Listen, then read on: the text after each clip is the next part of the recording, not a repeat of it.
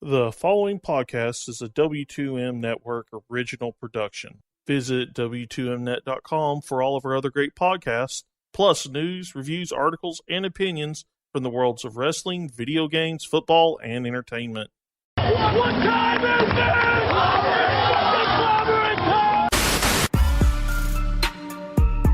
I am the face that runs the place. You need Roman to be out of the main title picture for a little while. Like, just, you give him a break. This is the only way you're possibly going to get the crowd to do anything but boo him, is give him a break. I'm the greatest wrestler in the world. It was exciting to see because it kind of reminded me of Reading Rainbow a little bit. All he needed was LeVar Burton to come in there. Well, this would have definitely got a 5-star pay-per-view for me. Show of the year. Yeah, show of the year. How you doing?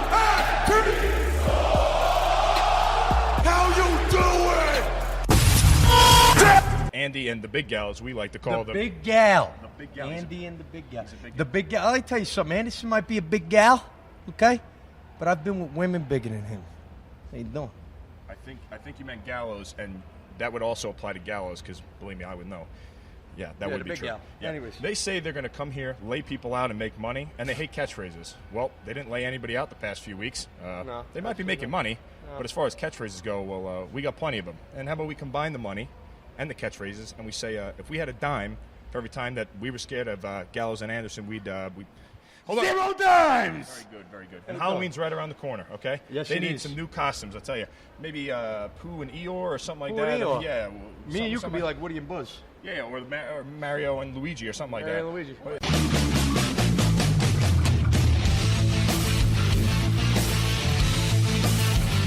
Ladies and gentlemen, wrestling to the max.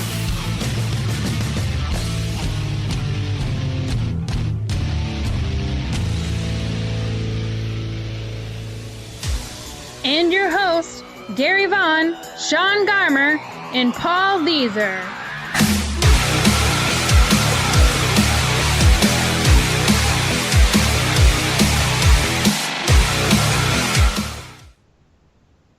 Welcome, everybody, to Wrestling to the Max, episode 218, part 1. And we have a great show in store for you guys to do today. We are actually going to be talking about a lot of different things going on in the world of wrestling, like another lawsuit for TNA. Way happy birthday, Merry Christmas. You get another gift in a lawsuit, TNA. Plus, you're also going to get to hear us talk a little bit about some other information that you may be curious about, like, the fact that we've got some stuff going on when it comes to Evolve and maybe some other indie promotions being a part of another subscription service. And this is really going to be cool. You're going to want to hear about it. We'll let you know the name of the company and what's going to be taking place with that subscription service. Trust me, it's really interesting stuff. Plus, we're also going to get into some Ring of Honor. That's right. We're going to talk about Ring of Honor TV this week. And Sean is actually going to bring us a little review over Road to the Power Struggle. So you're going to get to hear him kind of get into that and give you, what happened this past weekend. So lots of cool stuff to talk about. I'm excited about it. I hope you are too. I'm your host, Gary Vaughn, and of course with me, Mr. Paul Leeser. Heyo. And Mr. Sean Garmer. What's going on, everybody? You know what, guys? I mean, this has been a big weekend for a lot of people. Lots of things going on. Everybody's gearing up for Halloween. I know I am. And, of course, when you do that, guess what show comes on? Walking Dead, of course. And, the whole, universe, the internet, everybody that does follow that show have been excited. I am not going to break any news. I'm not going to give any spoilers away. I'm sure there are people out there legitimately who have not watched it. I know it sounds funny for us, those of us who actually have, but guess what? I'm one of those people that sometimes has to put things off for a couple of days, and I forced myself to watch it because I was not letting anything get in the way of that. Saying that, I don't want to ruin it for anybody else, but boy, it was interesting. I know Sean and Paul don't really watch it, so we won't get into a conversation about that, sorry. But anyway, we are leading up to Halloween, and I'm looking forward to it. It's one of my favorite holidays. But what's going on, Paul? I mean, is the comic book store or anything going special when it comes to Halloween? No, we don't do anything special for Halloween up at the store. Last year we had people come in costumes, which was cool, but it being on a Monday, I highly doubt there's going to be a whole lot going on at the store. That's so sad. You don't hand out candy to the kids or nothing like that? No, not really.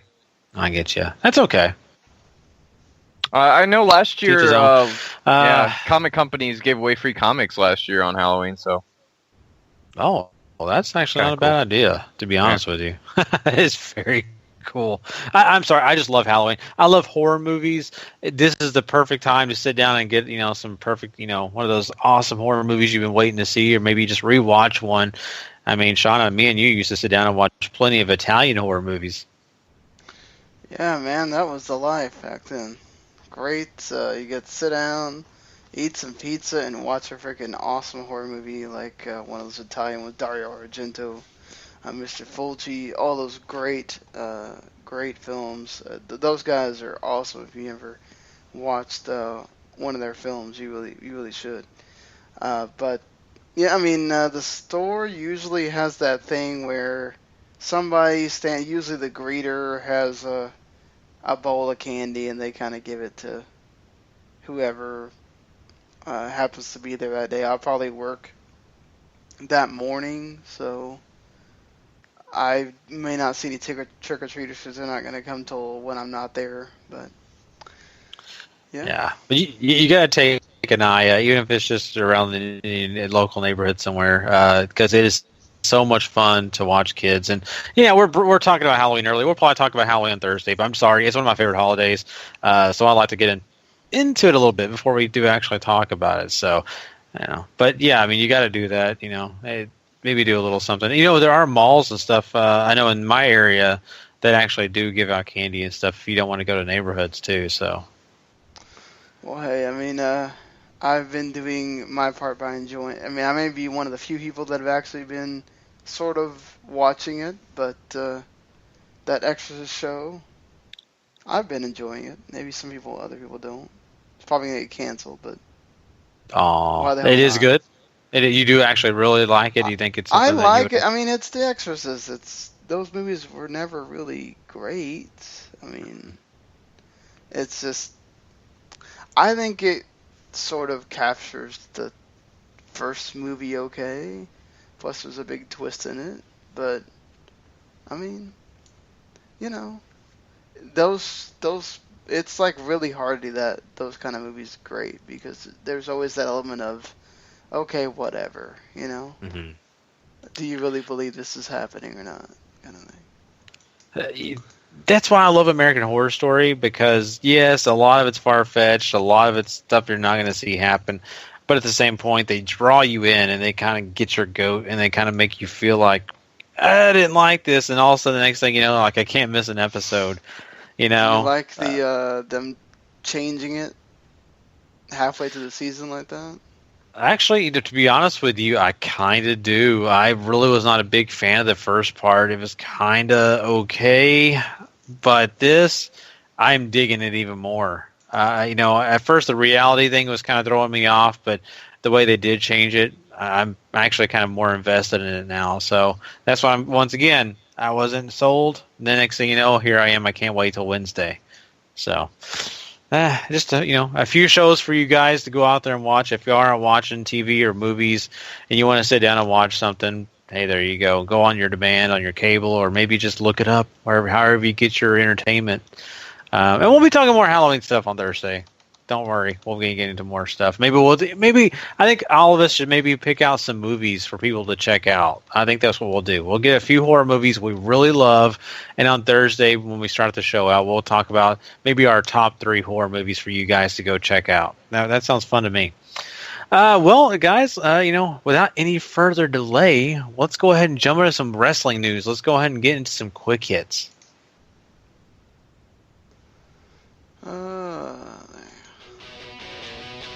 It's time for wrestling news. Quick hits.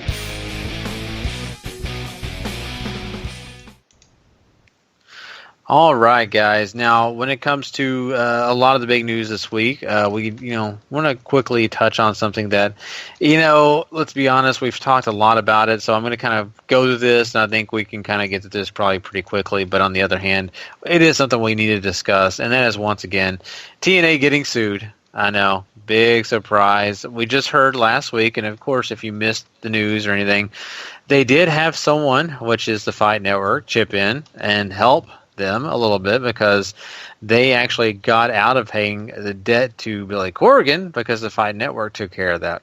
But you actually will get a chance to read that lawsuit. They'll actually have it out pretty soon here for you guys if you really do want to understand what's going on in that lawsuit. And of course, it was taken down now because guess why? It's paid.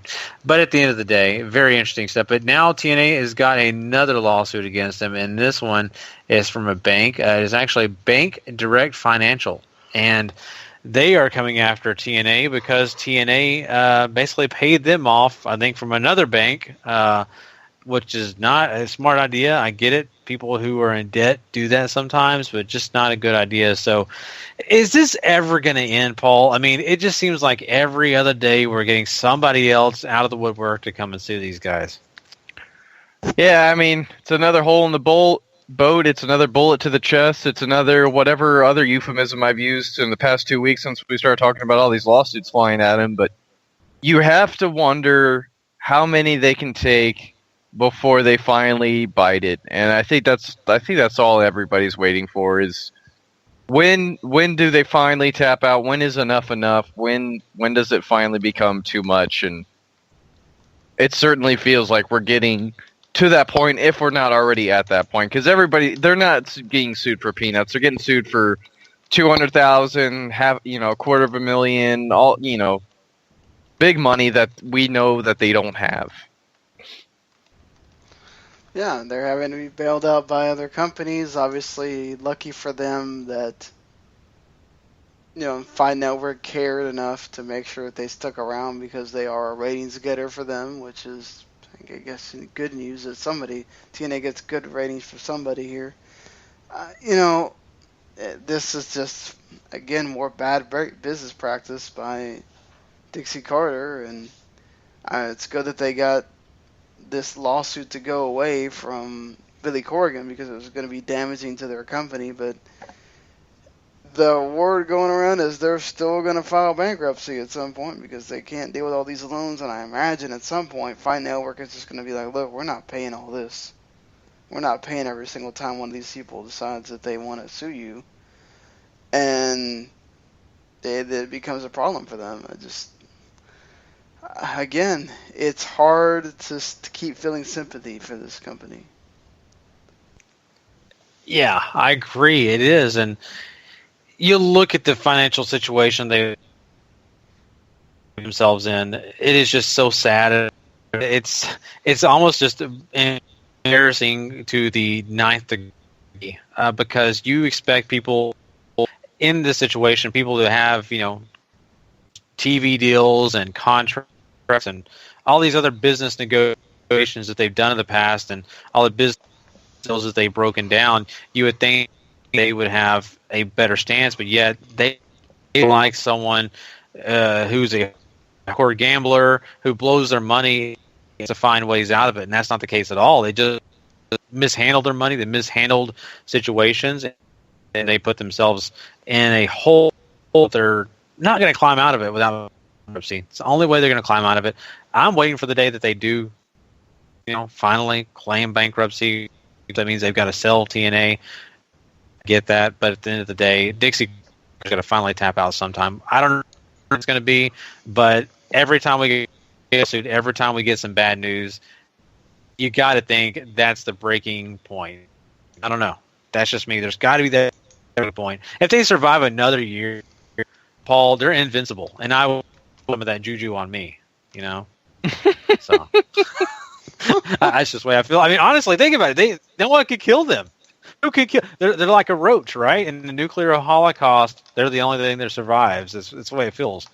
They're not. They may beat WB. Maybe WB go down the tube before they do. It's just going to be a bunch of guys arraying in the remnants of the impact zone and the cockroaches to watch. That's all that's left in the apocalypse. Eric Young's like, I survived again.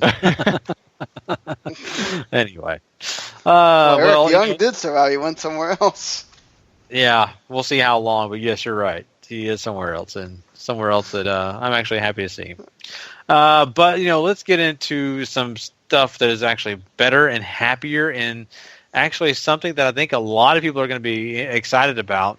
And that's the fact that a company by the name of Flo Sports, which they actually have had a deal with WWE before, they are actually going to make a new deal with Evolve, and they have a back catalog. They also have some of the different, videos from Evolve, and they are planning on making a subscription service available for people for $20 a month, where you can get Evolve Wrestling, you can get all the different stuff that they come out with, including pay-per-views. And this is a really cool deal. And there's also talk about them branching out. I think, Sean, you were telling me actually that they have Shine as a part of this as well. So kind of give us an idea of what's going on with this subscription. And isn't it $20 a month? Am I correct with that? Yes, it is $20 a month, $150 a year. They are not done signing deals yet. So I think people that are just jumping on the bandwagon of wanting to yell and scream and complain and get mad and everything else, I think, obviously there are things in this deal that if they actually happen could be big for wrestling as far as indie wrestling, because supposedly FloSlam is going to, they think, gonna make enough that Flo Sports would be able to kick back money to these companies to be able to help them fund things, and maybe be able to give, say, ROH, if they were able to sign on, give ROH some money so that perhaps, maybe an Adam Cole doesn't want to leave. Maybe Young Bucks decide to stick around or whatever, Evolve has the deal with WWE, which I don't know if that's, supposedly, according to Gabe Sapolsky, this is not affecting their relationship at all. Even though WWE's not very happy about it, but WWE is a silent partner with this company. They gave them $21.2 million that they invested in. But I think at the time, WWE didn't think that they were going to do this because they already had some kind of service for regular sports. So I think this is a different deal. It is very telling that at first, all the stuff that was on there was WWE stuff, and then immediately all the WWE stuff got taken down as soon as the Evolve deal went through. Paul's the one that watches Evolve more than I do, so he can kind of speak on that, but if you're paying for the double shot that Evolve does once a month, you're already paying less by doing this deal than if you pay for the on-demand service. Now, I should explain to this that if you were to pay the $20 a month every single month, you would be paying $90 more for the entire year than you would if you paid the $150 for the year, because it's $240 for an entire year if you pay $20 a month. Very true. This could be a very big deal, or it could be just a lot of noise. But I think me and a lot of other people in the community and just really anywhere are pretty hyped about this. If they sign enough promotions, this could be a big deal. If obviously WWN Live, the Gabe Sapolsky owned thing and all that good stuff. They have Evolve, they have Shine, they have Full Impact Pro. They have Tier 1 Wrestling. They do Kaiju Big Battle every once in a while. There's a lot of promotions signed to that, and I think they're already starting off with like 6 or 7 there. And, obviously Evolve's the big one that's been making noise recently due to the WWE Alliance and everything, but certainly Full Impact Pro is always fun, and Shine is hit or miss more these days, but when they hit, they're usually pretty darn good, and I think Shine, the next Shine show in November is the first show that's going to be streamed as a part of this deal, so that's really cool. I I'm not jumping on the let's pay for it now bandwagon yet, just because I want to wait and see who else signs and how quickly they come about signing people. If it's a slow trickle, I'd understand, because you're going to have people who are promotions and owners who are going to be hesitant about doing this, because I'm real curious as far as how money works out in all this. Like, are they getting paid up front? Are they getting paid so much per show?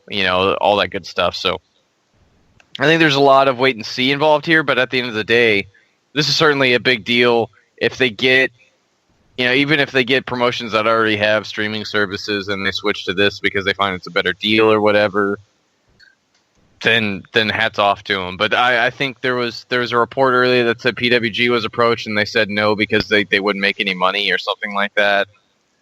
I don't know. If Ring of Honor signs, that'll be a big one. If they get some of these other big mid-flight ones, like an AAW or an AIW or other big indies around the world, certainly that would be a big deal.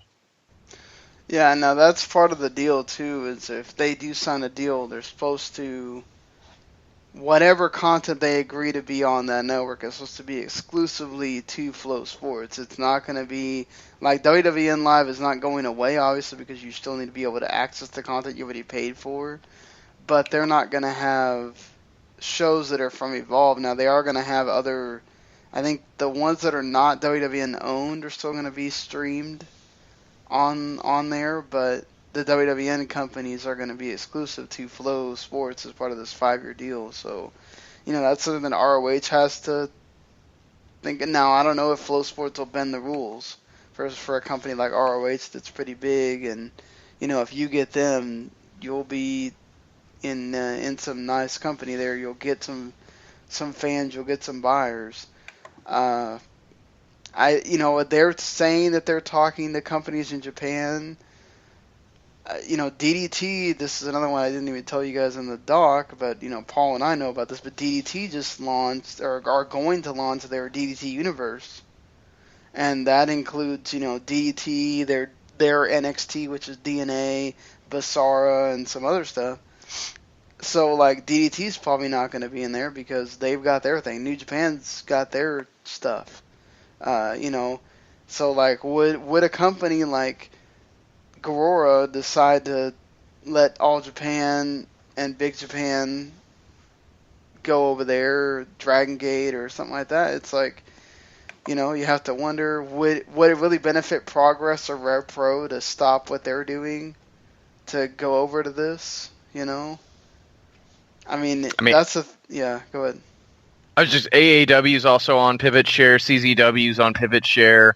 I think ECWA and ECCW are also on there, which ECWA runs Super 8 every year. They're one of the longest surviving independent promotions in the country.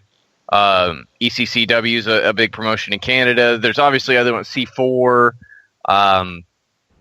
First Wrestling out in Minnesota. There's a whole ton of promotions and I think this appeals especially to smaller promotions, like a lot of the outfits you have around Dallas. Like a VIP Wrestling or Wrestle Circus, was just recently opened out in Austin, and they're doing a show here in Dallas on November 20th. Metroplex Wrestling is another outfit around Dallas that there's a lot of different smaller promotions and guys who are looking to make a bigger footprint. This is great for those guys. I don't know how many of these promotions are going to sign up. I don't know how many promotions actually have the ability to be able to run, to afford all the production equipment and find venues big enough that they can sell out or do well in, and as well as have the capability to stream. So I think there's a lot of logistics involved for promotions that want to jump on board with this. But if they have the means and the opportunity, they don't have a network or anything like that, certainly do it. And when it comes to Japan, something like a pro wrestling like 0-1, I think would be a good go after, because they don't have much of anything and they're still a fairly big indie over there. Yeah, that might work. I just don't know if any of the bigger names are gonna want to come over like that. So for you, let's say, okay, you able to get WWN, let's say ROH does sign. Would that be enough for you, or do you need to see more than that? I'm a ringside member for Ring of Honor. It helps get TV sooner and all that stuff. And that's $60 a month. But Or let's 60 bucks a say month, that they 60 bucks a have year. their. I don't know what they would put. I wonder if they would agree to put the house shows on there. But I would certainly. I mean, not having to pay $35 for the pay-per-views, that's already a win. Mhm. But, I mean, I still don't know if. I don't know if Ring of Honor would be enough for me. I mean, I love Ring of Honor. They're a great promotion. They when they're on point, there's very few promotions in the world that can top them.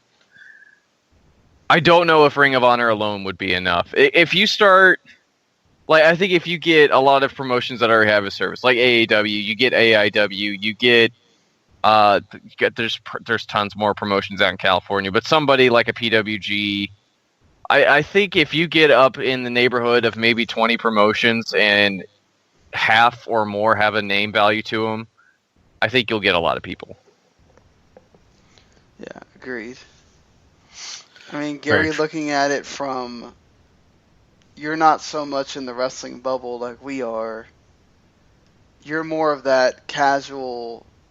Like, okay, you watch all the shows you gotta watch here, obviously, but you're not, like, entrenched in it after you watch those shows. You're just looking up all the stuff. So you're more like a lot of these people that are sitting there going, what the hell is this and why should I care? What would it take for you to say, okay, I'm going to make this $20 investment? For me, it would take, adding, Ring of Honor. It would take maybe adding some other promotions that I'd be really interested in seeing. I'm not sold on just the small little indie circuit shows. Not that I don't appreciate what they do. It's just that, there's a reason I don't do, all the extra work when it comes to watching wrestling and watching, Evolve or any other groups, because of the fact that my time is very limited. I'm involved with other things in my life. So it would take adding in some really cool products that I could basically just pay my $20, flip it on, and at my leisure, catch up on some stuff and watch some things. But it would have to be stuff that I would care about. And so it would have to involve UK wrestling. It would have to involve, some of the major US promotions. It wouldn't be able to do 1, 2, 3. Nah, that wouldn't do it for me. I'm sorry. I would just have to have more. So that may be more expensive for the network, but that's just the way I'm being honest about it. It would have to be some really cool things to interest me to make me spend the $20. Because, like I said, I barely have time to watch the WWE Network I paid $9.99 for. If I'm paying $20, I better find something I really care about.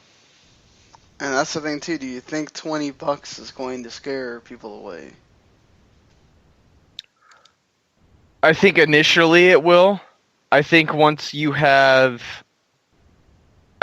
time has passed and you have a fuller list and a fuller picture of all the promotions that are involved, maybe not so much. Like I said, I think if you get 20 promotions and half of them have a name, or at least people have heard of them, maybe they haven't always checked them out or anything like that, I think you get people. Because you're essentially looking at $1 promotion, and there's obviously going to be so much content flying at you, especially if they're running monthly shows, like an Evolve does, like a Full Impact Pro does. It's going to be nuts how much content they're going to have, and how quickly they're going to accrue content, especially if they get Japanese promotions who run tours. It's very common for even indie ones to run tours, and they may not be as big as New Japan's, but they're certainly running them. Our European promotions, obviously, there's a lot of ways, in England, WXW out in Germany. I'm sure there's so many more I'm not really hitting on here, but you see the point. There's so many places you could go, like Perros de Mal, or Lucha Elite out in Mexico. Obviously they have associations with bigger promotions, but they're certainly, if they're willing to stream and they're willing to give you the okay to air their content, then go for it. Yep, very true. I mean, this is obviously a wait and see thing. They haven't even launched this service as far as the wrestling part goes. Just they have all the other sports right now. I mean, if they really are able to get all of this, then that's great. I think it's worth it, but they obviously have to sign more, I think, for a lot of people to be able to say, okay, we're signing on to this. Mm-hmm. But yeah, should be interesting to see in the coming days if they get more. Yeah, it will be. And of course, once we do know more about this, we will let you know. So just stay tuned. Let's jump into some other things that are kind of interesting. One thing that I'll say is, interesting and a kind of upsetting at the same time for me is the fact that we're hearing rumors that Miz and Maryse may actually be split up. And they've worked so well together. I kind of hate to hear that could be the case, But what do you guys think about that? They may be split up in storyline. I want to make that point. Storyline. They're not splitting in marriage or anything. Yeah, no. I don't get this. What do you think, Paul? I don't get it at all. You have something that is working insanely well, so let's break it up. I really hope this is just a rumor. I hope nothing comes of this. Maryse makes Miz so much more interesting. And I understand maybe you want to branch out and see if she can make other people interesting, but the Miz, why break up a good thing, especially whenever he's just starting to get hot again? That's just makes no sense. Totally agree. Maryse makes Miz awesome. I don't understand why you want to take them away. I'm fairly certain she said even if she comes to wrestle again, she's not wrestling a full schedule or whatever. So what are you going to do with her? I mean, she works perfectly with Miz. Just keep her there. I mean, why take a piece away from Miz? Yeah, exactly. And I just feel so sad thinking about the fact that we would have her with someone else and trying to manage another person. I just don't think it works. I think they work so well together. They have something great going on. It also makes me wonder how much Vince is a part of this, or who is. Is it Vince looking at it and saying those two people are happy, split them up? Is it one of those things?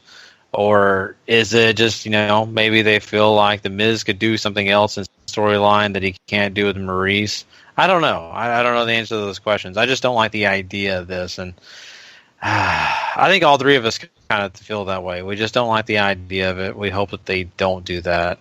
We'll see if it actually does take place. If it does, I think you're going to hear a lot of moaning and groaning on this podcast. A lot. But that's just the way it works sometimes. Well, let's get into some other things. Let's just jump into some rapid hits real quickly, and we'll just kind of touch on a few things. Finn Balor is going to be making an appearance at Insane Championship Wrestling. Yeah, this is pretty cool. Mick Foley was originally scheduled to be the guest commissioner for this show that ICW is doing in this in the Hydro out in Glasgow, Scotland, which is going to be one of the biggest shows they've ever done in their entire lifetime. And he can't make it because he has to work Survivor Series. So in his place, he's sending Finn Balor to be his special enforcer to make sure that everything that because he'll be there live via satellite.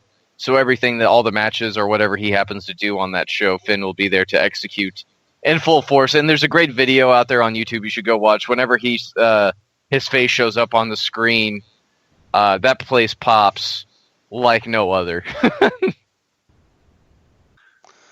Yeah, that's going to be freaking awesome to see. Don't know if, WWE's going to show any of that or whatever, but it's still really cool that WWE's allowing this to happen. Of course, WWE's already going to be over there for something else, so that helps too.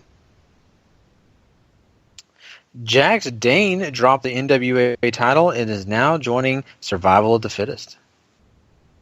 Yes, he's going to be a part of Ring of Honor's tournament here in Dallas, or in Arlington and San Antonio. I don't know. I wasn't entirely thrilled. I'm not a giant Jax Dane fan, but it's still cool for him to see him sort of branching out. Yeah, that is cool to see him in ROH. Good that ROH is paying attention and noticing other talent that maybe not a lot of people know about. I was making a joke about it. Do people even pay attention to what happens in the NWA anymore? Because New Japan has that deal with them, and then they have an NWA person show up like once in every 6 months or so. That's what it seems like. Oh, and there is now a report that WWE could actually sign James Ellsworth to a full-time deal because his merch sold really, really well. Oof, man, and that would be kind of interesting. I wonder how well that would go over, in the long run, the long term, But that's cool. I mean, I'm happy for him. I think James Ellsworth has definitely proven that he can make something happen out of really nothing at this point. We'll see, beyond that. But I don't know, Paul, what do you think about James Ellsworth? How impressed are you with him? I think WWE's onto something. He certainly could be good for him in the short term. I mean, look, I recently saw a promotional poster. He's going to team up with Gilbert in a tag team match for a local independent that he works, which is pretty cool. It's great for Mr. Ellsworth. It's great in the short term for the WWE. So long as he keeps making money for him, they're not going to stop. Man, I don't know what the hell he's gonna do after this run on SmackDown dies inevitably, because it will. Because those kind of characters just don't. I mean, hats off to him for somehow. Listen, this is another guy that the audience completely and utterly made this guy.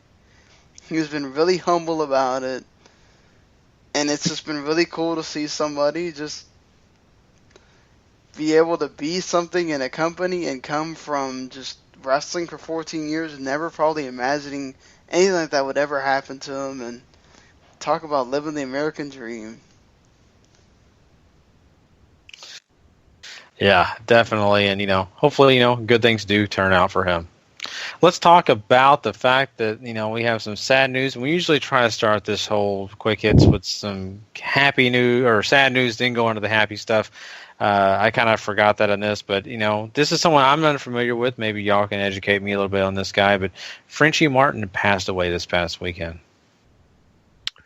Frenchie was, I think, by the time I at least got to watching WWE, I think he was already an underutilized manager, but he ran with Dino, he ran with Dino Bravo, and a couple other guys too, and I think he added a lot to characters. But like I said, I think he's underutilized, so I'm not overly familiar with a lot of maybe his work outside WWE that may have been a lot better.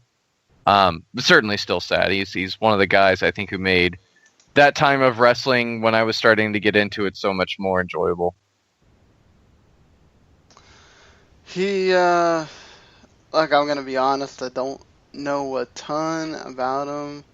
I know he's known in WWE, obviously, but he's also known in World Wrestling Council, where the Colognes still have their deal over there. He won almost, I think, all the titles at one point. Not at the same time, but he was at some point had all the titles. He'd won the tag team titles.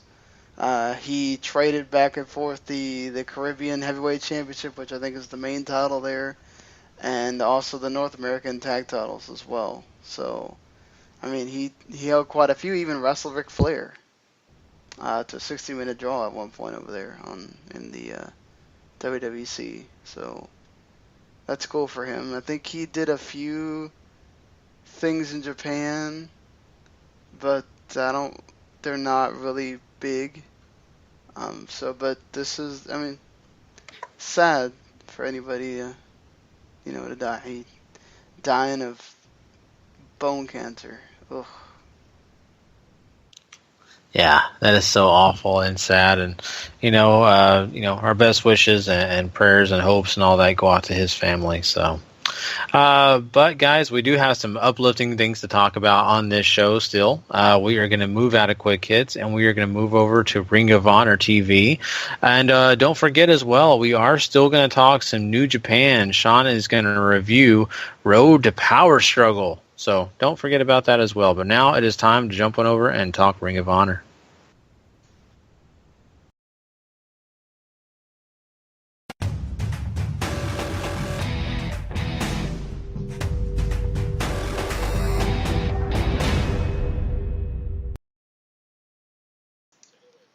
All right.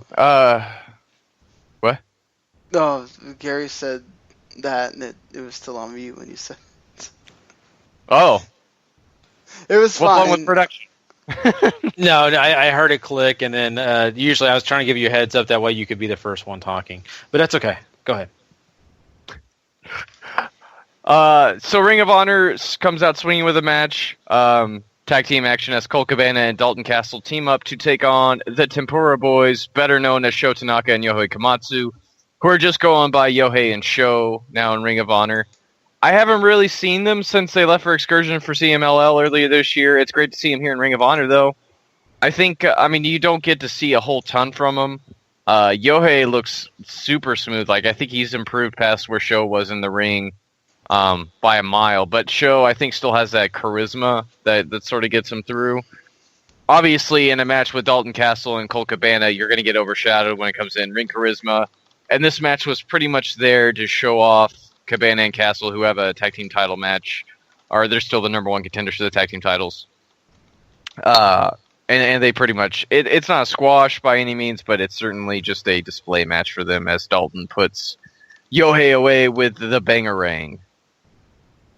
Yeah, and this is just a match, like Paul said, just kind of really showcasing Dalton Castle and Cabana, but at the same point, it's entertaining. I really did enjoy it. And, once again, it's one of those where, they start out the show with something that the crowd can get behind. And I think this is one of those things. And, so I was very happy about it, and my boy was a part of it as well. Yeah, we do see your boy later on in the evening. We come back to Kevin Kelly standing on stage with the Briscoes. Apparently during the break, the Briscoes and Castle and Cabana get into a little shoving altercation. The Briscoes make it sound like they have a World Tag Team title shot coming their way at Final Battle, and they don't care whether it's Castle and Cabana or the Young Bucks. They just want to be 9-time World Tag Team champions. Hard to disagree with giving them the title shot, seeing as they skipped out on World Tag League for Final Battle. Yeah, no, I definitely agree, and it's kind of funny that they do. They kind of make a point that they deserve it, and I don't disagree. I think that they have a right. They're one of the best tag teams that Ring of Honor has to offer. For me personally, I think they have good points here. Mm-hmm. Yeah, and then they send it backstage where we get this sort of rapid-fire smash cut promo between Adam Cole and the Young Bucks with Jay Lethal and Kyle O'Reilly, and it mostly focuses around the world title. Cole hypes up his match that he has with Jay Lethal coming up during the UK tour. I believe he defends against him I think it's November the 8th, and I might be off of my dates there. But anyways, Jay Lethal has a world title shot coming. He says he needs the world title to survive. Kyle O'Reilly, who has the world title shot at Final Battle, wants it to be Adam Cole so badly so that he can be rewarded for ripping Adam Cole's head off. That sent the point home quite nicely, I feel. Yeah. I love it. I love the way this whole thing went down with that because, it was not only funny, but, these guys, they all get a chance to kind of explain where they're coming from. And, especially with a show that's only an hour long and you've got different guys involved, to me, they did a really good job of, giving everybody their time. Yeah, I agree. ECW used to do sort of the smash cut promo thing with there's that real fast paced song that they used in. God, I'm blanking on everything. Anyways, it's not important. The ECW's done it before to great effect. I think a lot of other promotions could do well too. Moving on, Kyle O'Reilly takes on Jonathan Gresham. It's been a while. Gresham, we haven't seen him since the Philly tapings, I believe. He has a strong showing here against Kyle. They do a lot of hold trading, which I enjoy. It goes a little long for my taste, but it's still pretty cool. Very smooth. Kyle O'Reilly, of course, wins. He ends up getting in a choke and then puts Gresham away with a brain buster. The more I see of Gresham in Ring of Honor, the more I think he needs to be here full time. I couldn't agree with you more, and it's a surprise that he's not. It boggles my mind because the guy's got much talent. I'll be honest with you. When I first saw him come in, I always thought, well, I think they're trying to do him some favors, trying to get him over. But the more and more I watch him, I realize the guy's just got a lot of talent. He's, got something about him that really, just seem over with, I think, you at home. I don't know if the crowd seems to like him okay, but, I just personally, he's a guy you want to root for. So I'm enjoying him, One of my top guys yet, but he's one of those guys that I think. Yeah, I think Gresham could do great at filling out that mid-card scene. That seems to sort of spin its wheels more often than not in Ring of Honor. But he's a great wrestler. He's a great hand to have around. And I think him and O'Reilly more than put on a fair match here. Post-match, however, Hangman Page runs in, attacks Kyle O'Reilly, focuses on the shoulder. Bobby Fish comes in. They start having a brawl. This sort of hits on the point that the Bullet Club hit at the beginning of last week's episode where Page wants to be the world television champion. Adam Cole comes in. It's a 2-on-2 brawl. Page ends up throwing Kyle into the guardrail shoulder first, grabs a chair, comes into the ring, and puts a hurting on Bobby, focusing on his ribs and stomach area with the chair. And, say what you will about Adam Page, but they've really done a nice job recently of making him look dangerous in the enforcer role. I definitely agree, and he really looks good doing it. The way he attacked Bobby Fish with that chair and just really getting at it, I think that, it really made him look vicious. For me personally, I think that this is a great dynamic that they have with him, like you said, and he is an enforcer, and he's proving it day in and day out as you watch him. And I think these guys, really, showcased what they're about, and that's we're going to run over everybody we can. It doesn't matter who to get what we want. And right now they're focused on Kyle O'Reilly for a reason, and they're really focused on Bobby Fish. And I don't know if this is leading up to a tag match for both these guys, or they're just trying to build up these singles matches. But at the end of the day, what matters is, right now at this moment, you've got two guys in Kyle O'Reilly and Bobby Fish who are going to be coming back for revenge. If Bobby Fish can come back, because I'm telling you, they really sold that pretty well. He may not be around for a minute. Yeah, certainly commentary does a great job of hyping up how hurt his ribs might be.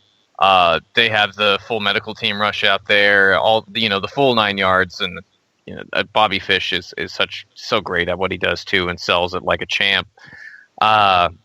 So next up we move into more from the Legacy of Evil thing. Will Ferrara and Cheeseburger come out to the ring. They cut a promo about how upset they are about how Martinez has sort of targeted them, and they really want to show him up. So Damian Martinez and BJ Whitmer come down for a tag team match. Needless to say, it's a squash. Once again, the important stuff happens with Calvin Sullivan joining the commentary table. There's been a sort of tonal shift in Carino and his dealing with him since the last time we've seen him on ROH TV. He's calling him father.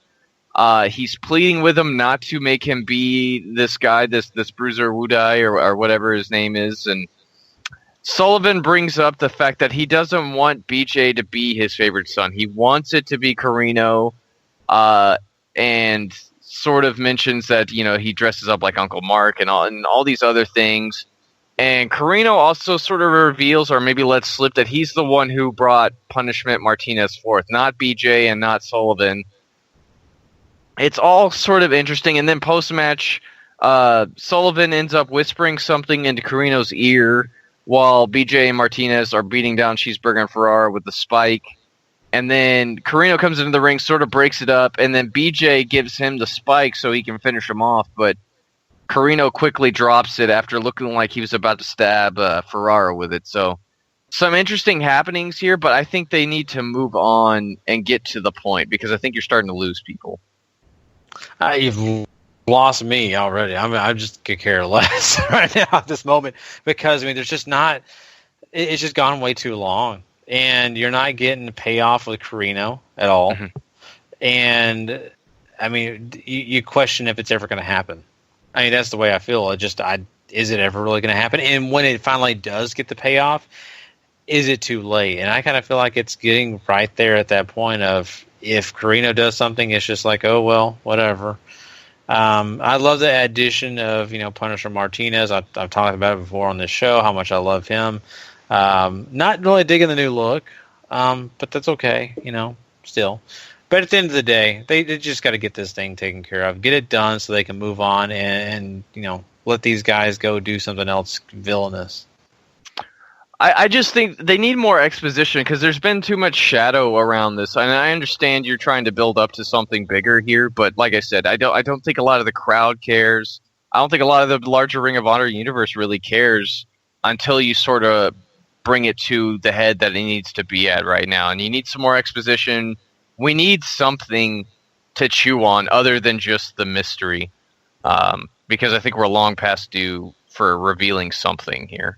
Mm-hmm. Exactly. I totally agree. They have just lacked. This is just a shell of what they have in store, at least I hope. And they need to hurry and get into some of the in-depth things that are going to make fans care, are going to make us really be intrigued. And right now, none of this is intriguing. It's just us watching them do some of the things that they've done in the past. Big deal. Mm-hmm. Yeah. And we move on to our main event from there. The Motor City Machine Guns come down, cut a promo. They reveal that Nigel offered them the night off since we're still recovering from Ladder War 6. And they refuse, saying that they're here to wrestle. They're here to prove they're the best tag team in the world. And they're up against your boy Tetsuya Naito and Evil Gary. And the match is fine. It's very chaotic. I don't think it ever really comes together for me. But Naito does get the win with the Destino on Sabin. So there is that. Yes, and of course, that always makes me happy when my boy gets the victory here. So, I get where they're going with this whole thing. Once again, New Japan gets some love here. But at the end of the day, really, this is just, a way to showcase both tag teams. And I do like the fact that they do let, the Motor City Machine Guns kind of get out there and cut a promo. Because sometimes I honestly feel like they don't have a lot of time. A lot of times I feel like that they're just kind of out there just to look good and to do their job, which they do very, great. But I just kind of like sometimes when Chris Sabin gets on the mic and kind of explains, hey, this is what we're about, this is what we're doing. So I liked it, and I appreciate it. Once again, when my boy Naito wins in the main event, I'm happy.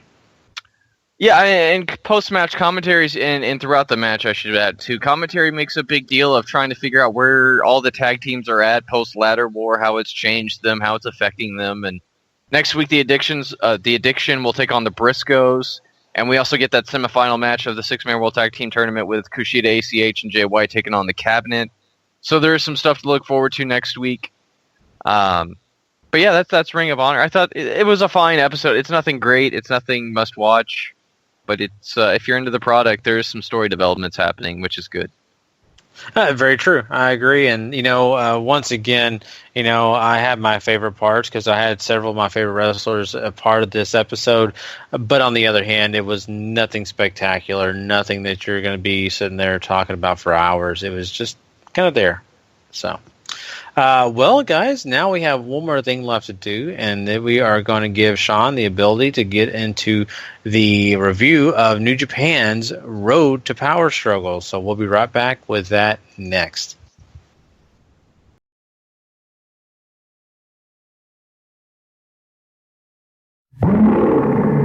King of Sport. New Japan Pro Wrestling.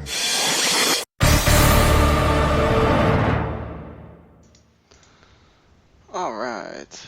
Well, this New Japan show was really there because of the Super Junior Tag Tournament that's going on. You get 3 of those matches here.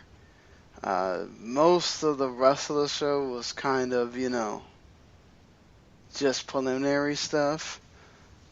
I don't really need to go through.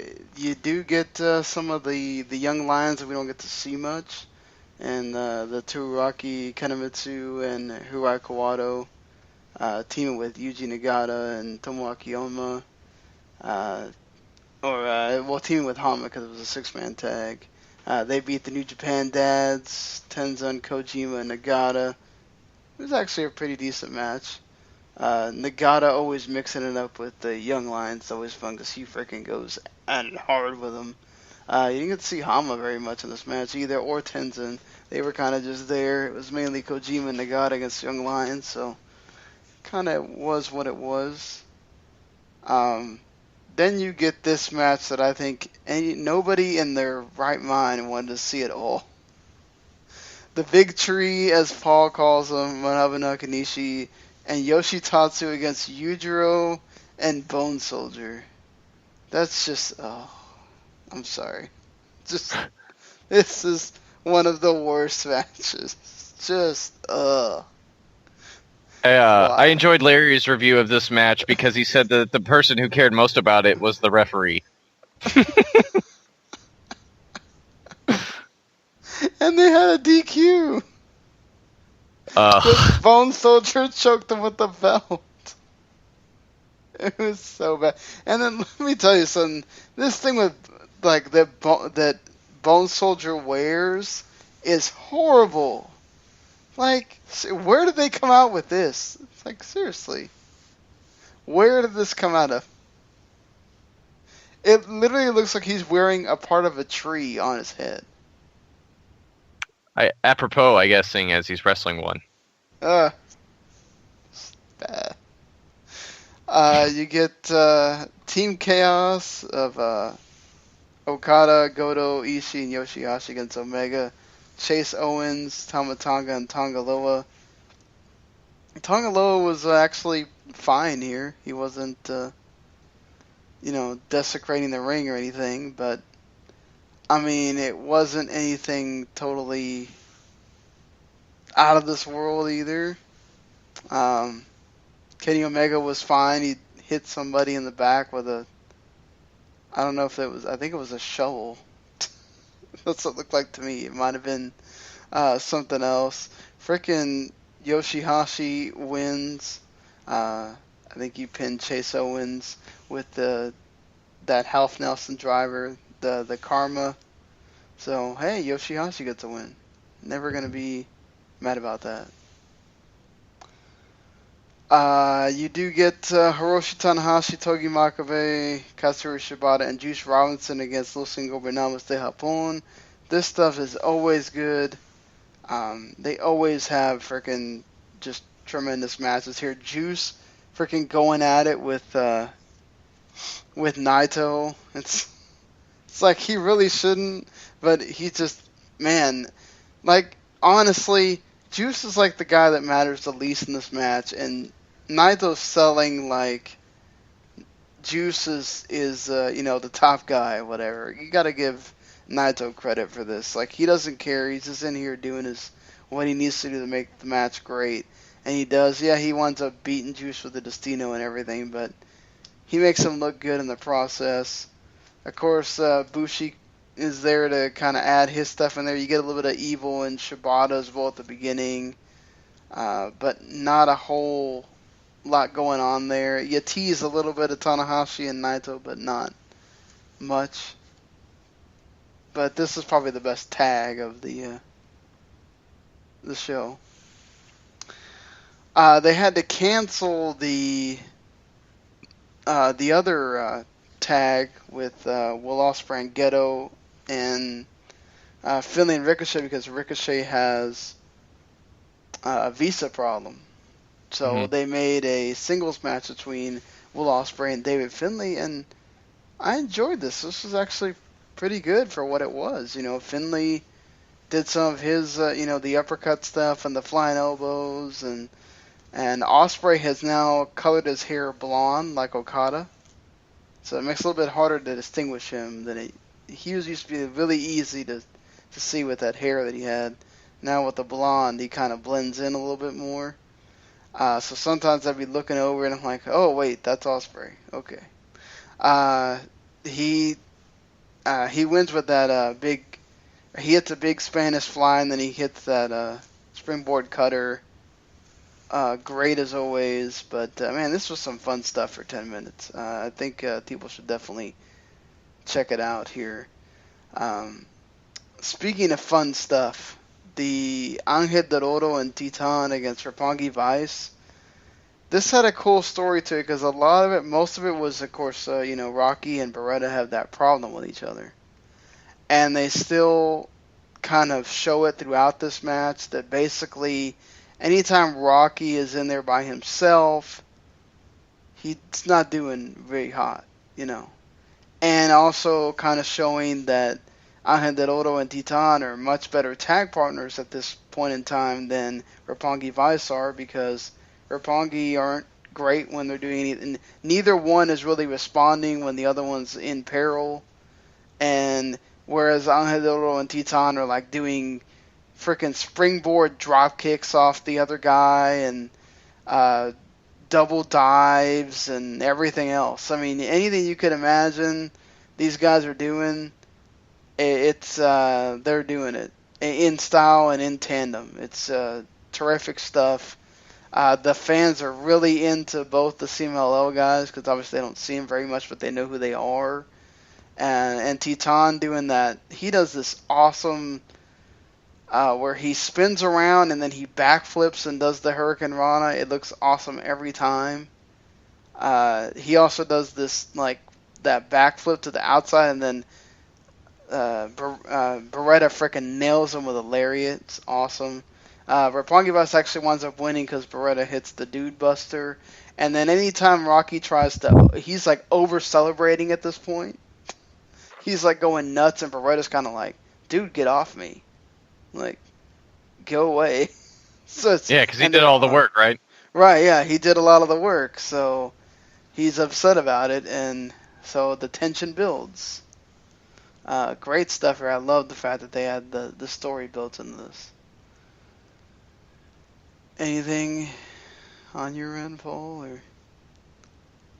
I'm curious if these guys get a match at the Dome, when the turn happens, when it takes place, and then sort of where you go with them from there, because I don't want to... Beretta's entire career in New Japan so far has been as Roppongi Vice, and I don't know how great they are, how well he'll do by himself, especially, seeing as Rocky is so over, but maybe that's why, is they want to give Rocky a singles run. And there's no fault in that either. Maybe that's what it is. I mean, out of all this time, like you said, he gets a lot of reactions when he does stuff, and to get him out of just, the only time we see him in singles action is when he's doing Best Super Juniors, so let's see what he does here, The other match, Jushin Liger and Tiger Mask for the older Tiger Mask against Fuego and Ryusuke Taguchi. Taguchi coming out with the cowboy hat and the stirrups and all the stuff like Fuego. It's just funny. That he's got it down, Mr. Taguchi. He gets it with trying to do everything his partner's doing. He's doing that. Of course, you get Taguchi doing all his ass offense. Fuego is just fun stuff. And Fuego and Taguchi move on, eliminating the older guys. So that's good. I'm glad that you get the better team moving on here. And then you get the main event, which this was all kinds of awesome. You get the Young Bucks against ACH and Taiji Ishimori here. So you get ACH, who's an ROH guy, and you get a Noah guy, so the fans are not going to chant for... You get... Literally, this was hilarious. This was like Brock and the Goldberg segment from Raw before. You get everybody chanting for the Young Bucks, and you get like 10 people chanting for Ishimori after they'd already chanted for the Young Bucks. It's really funny. And so, like, the Young Bucks are basically like the faces in this match. It's so funny. They get various chants throughout it. They do the Gary would like this because the suck it meter was pretty high for this match. So you get a lot of ACH doing the suck it with Nick Jackson, and even Ishimori gets into it as well. I mean, this was just so much fun. Just dives everywhere. Freaking. There was a point where ACH is just copying Nick Jackson constantly. He's like doing everything Nick does, he does it again.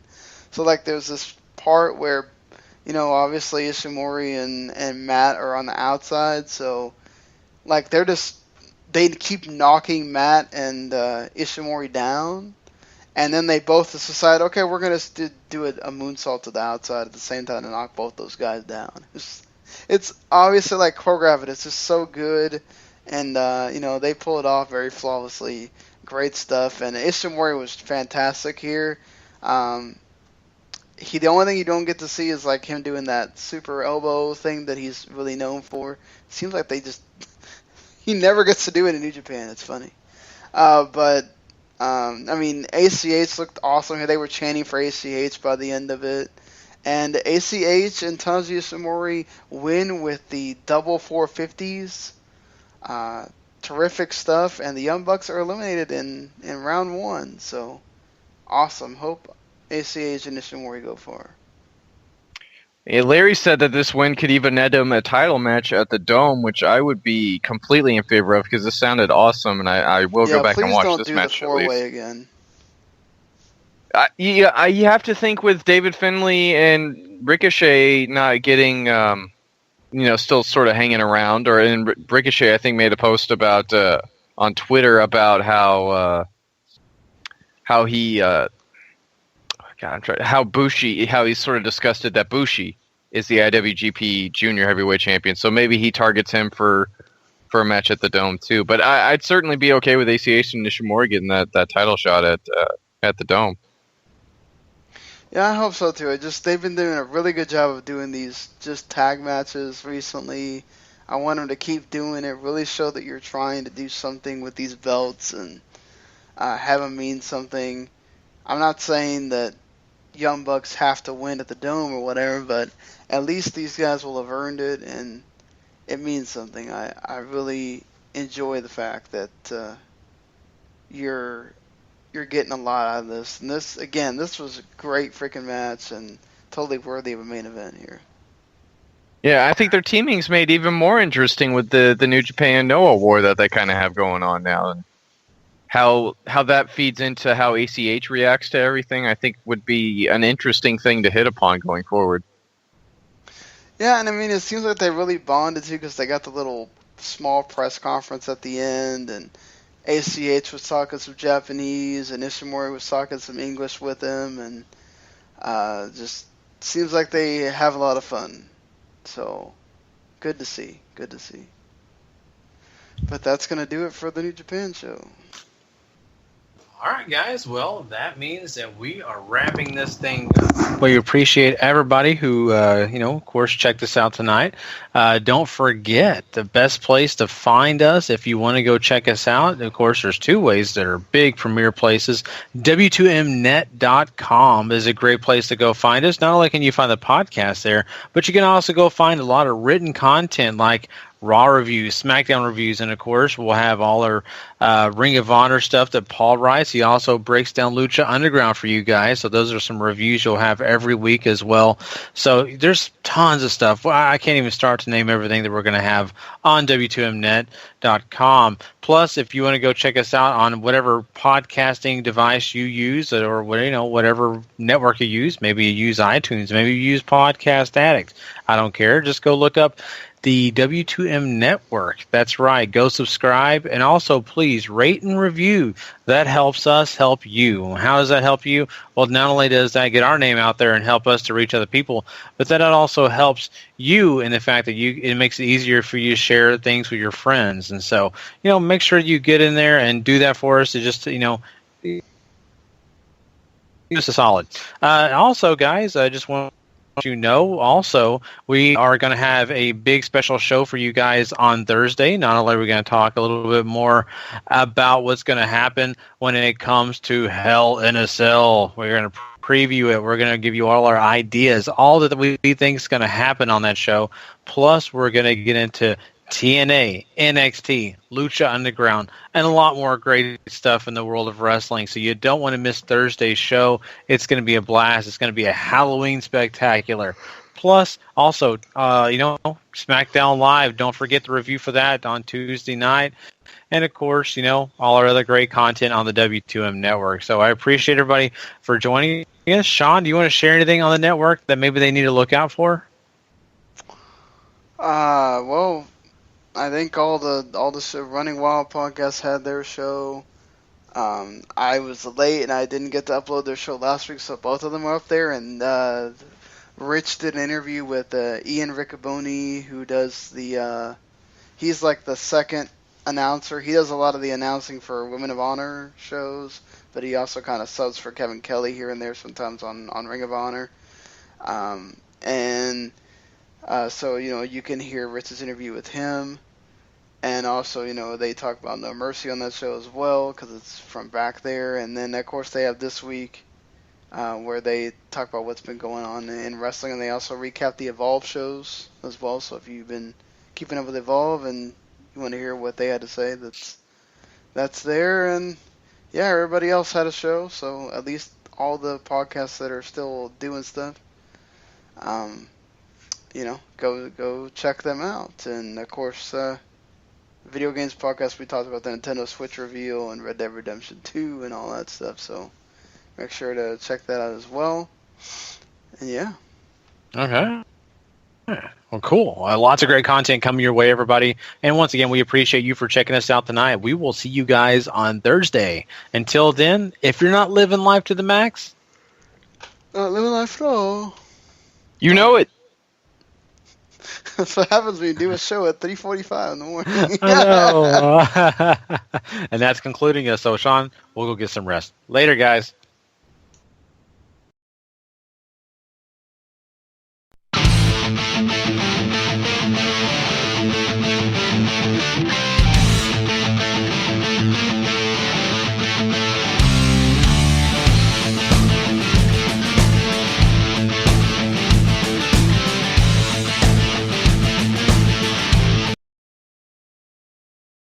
The following podcast is a W2M Network original production. Visit W2Mnet.com for all of our other great podcasts, plus news, reviews, articles, and opinions from the worlds of wrestling, video games, football, and entertainment.